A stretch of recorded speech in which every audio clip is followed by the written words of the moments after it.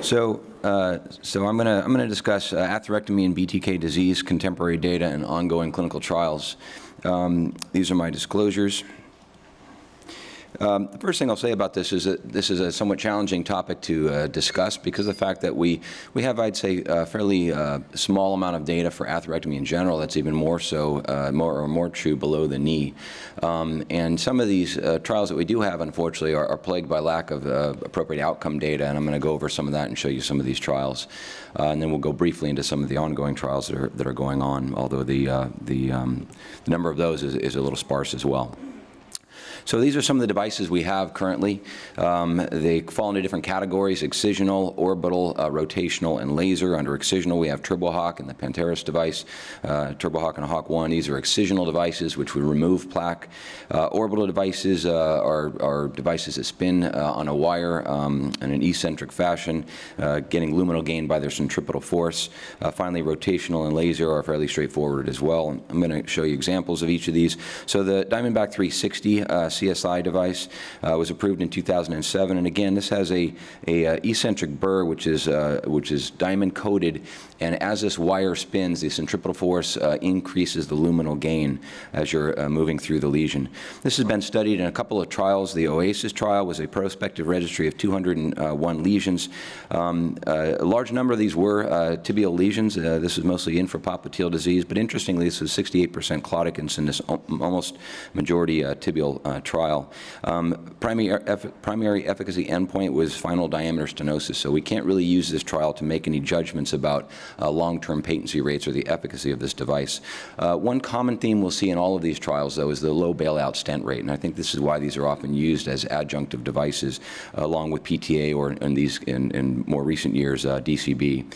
Calcium 360 was a randomized trial between CSI and balloon angioplasty. Small trial, about 25 patients in each arm.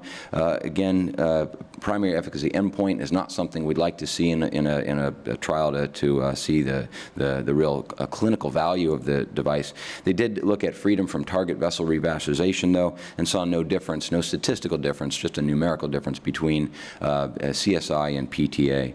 Again, we see a relatively low bailout stent rate, 6.9% compared to 14.3% in using CSI, and so there are some advantages, I think, based on the ability to limit our need for bailout stenting. The CONFIRM registry is the largest registry that really had some potential to show us some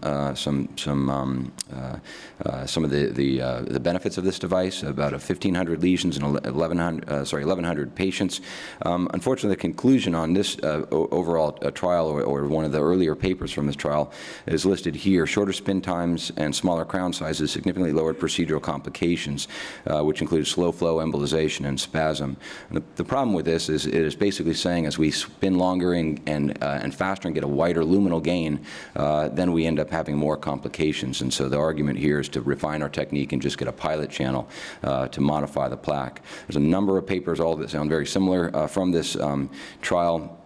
This is the one that's most relevant to this discussion. It looked specifically at complication rates between above knee and below knee use. Above knee use had a higher degree of residual stenosis, I think because of the lack of appropriate lumen gain based on sort of technique. The BTK lesions, where this device is, I think, known to be more effective and more useful, did have higher rates of such things as perforation, slow flow, and vasospasm. So these are some sort of mixed positives and negatives with this device. The pathway system by Boston Scientific. This is a device that was approved in 2008 for PAD. Front cutting blades, which expand. Several of the devices have these expanding blades. This is on label also as a thrombectomy device because it actually removes, has an aspiration component to it to remove plaque and debris. There's the pathway, multicenter pathway PVD trial, which Dr. Zeller was the lead author for, was a prospective registry of 210 lesions in 172 patients. Mean lesion length was fairly short. The majority of these, unfortunately, were fempop lesions, so it doesn't say too much about the use of this device in tibial interventions. The relevant the relevant clinical endpoints of freedom from restenosis at 12 months, 61.8. So reasonable, but not as high as we see in some of the DCB trials in what are probably similar lesions. The Phoenix device is a front-cutting device that uses a Archimedes screw-type design to bore out a channel, leaving a concentric lumen. No freestanding. It's a freestanding device without capital equipment, which is always helpful when getting these devices in a hospital. The EASE study looked at the use of this in this trial. 50% of the lesions were BTK lesions. Again, unfortunately, there's no really relevant primary patency data or good primary just patency data to evaluate the efficacy of this device long term. Primary endpoint was technical success, which is defined as less than 50% residual stenosis. So those are some of the trials that again, these highlight the problem that we have with our current available data. One device that has, I'd say, better data in terms of primary patency rates and limb salvage rates, et cetera, is the TurboHawk and Hawk-1 device. This has been around for over a decade now in different iterations, and it basically uses a catheter with a cutting blade here that shaves out plaque and packs it in the nose cone, and has a couple of jogs to try to oppose this device to the wall. This is an example of this device used for fem-pop lesions and to recreate a trifurcation in the tibial infrageniculate level, and this is the type of plaque that is removed. This was looked at in the below knee space. This was again looked at by Dr. Zeller in a retrospective review of 36 patients and 49 lesions, and you can see that the bailout stent rate, again, quite low, a common theme. Primary patency was 67% at 12 months and dropped only to 60% at 2 years. So reasonable results with this device. The most robust data set is Definitive LE. This is the largest prospective registry for atherectomy, the core lab adjudication of endpoints.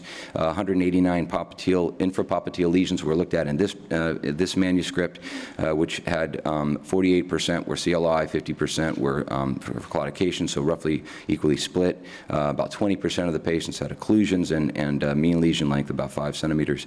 You can see the overall primary patency did not differ too much by claudicants and CLI, but that was the main indication of patency, or the main difference in terms of patency. Claudicants typically do better in these type of trials. Overall primary patency rate of 84%, which is actually the same as it was in the above-knee lesions, and freedom from amputation in the CLI patients of 94%. So pretty good results with this pretty robust data set.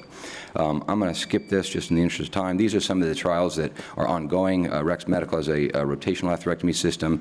This is an orbital system, which is, I believe, not yet enrolling. And then we've heard about the optimized BTK, as well as this trial, ADCAT. And so this shows that some of the areas of investigation we're moving into really involve the use of these atherectomy devices in combination with other therapies, which is really where these may be more helpful as we go forward. Thank you.